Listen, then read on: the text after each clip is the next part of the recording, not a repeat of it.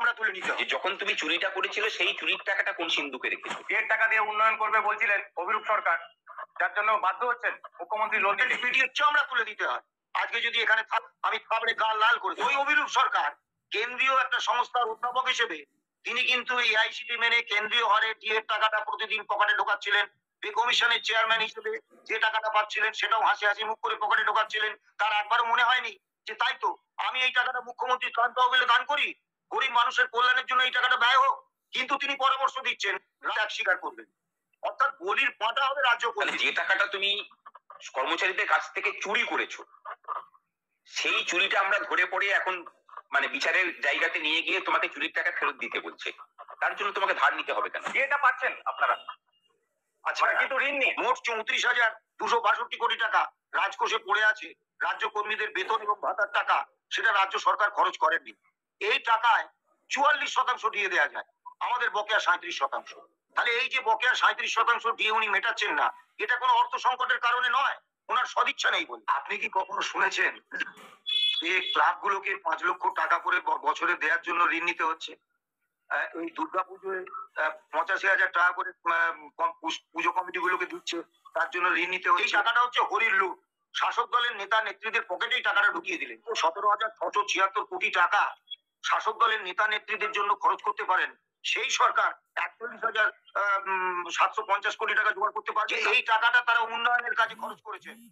রাজ্য কর্মীরা একটু ত্যাগ স্বীকার করবেন না রাজ্যের উন্নয়নের জন্য? কর্মচারীদের দিয়ে দাওনি, স্থায়ী পদ শূন্য রেখেছো, কারখানা ক্ষেত্রে তোমার বিনিয়োগ নেই, পরিকাঠামো ক্ষেত্রে সেভাবে বিনিয়োগ হয়নি, 5 গুণ সরকারের ইনকাম বাড়লো, 5 লক্ষ কোটি টাকা তুমি 14 বছরে ঋণ করলে, তাহলে এই টাকাগুলো গেল কোথায়? বাম আমলে এদের মুখ্যমন্ত্রীর মাইনে ছিল 12,000 টাকা, সেটা এখন হয়েছে 1,17,000 টাকা। বাম আমলে অন্যান্য মন্ত্রীরা মাইনে পেতেন 9,000 টাকা, এখন সেটা হয়েছে 1,12,000 টাকা। এমএলএদের বেতন হয়েছে 1 লাখ টাকার উপরে। তা এই যে বিপুল ব্যয় করছেন, তা এর জন্য আপনার টাকা লাগে না? শুধু মেলা খেলা এবং সামাজিক বরাদ্দের নামে ভোট ব্যাংক তৈরির লক্ষ্যে যে হরির লুট করছেন রাজ্য রাজকোষের, তার জন্য ঋণ নিচ্ছেন, রাজ্য কর্মীদের দিয়ে দেওয়ার জন্য নয়।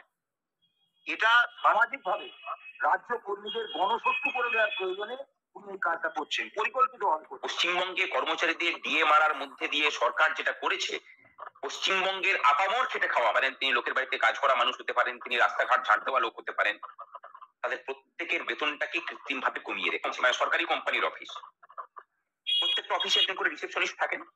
ধরুন তিনি গ্রুপ ডি কর্মচারী, তিনি ডিএটা পেলে পরে তার স্টার্টিং স্যালারি যদি 40,000 টাকা হয়ে থাকে, তাহলে বেসরকারি কোম্পানিতেও যিনি রিসেপশনিস্ট আছেন তার বেতনটা খুব কম করে হলেও 20,000 টাকার নিচে কিন্তু দিতে পারবে না, কোম্পানি দিতে পারবে না।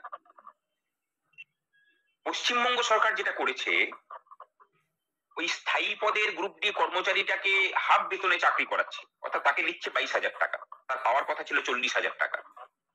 ঠিক একই রকম ভাবে ওই বেসরকারি কোম্পানিও কিন্তু তাকে 20,000 টাকার জায়গায় তাকে 9,000 টাকা দেবে। অর্থাৎ শ্রমটাই আলটিমেটলি যদি সঠিক শ্রমের মূল্যের অধিকার যদি পাইয়ে দিতে হয়, তাহলে গোটা পশ্চিমবঙ্গবাসীকে সচেতন ভাবেই এই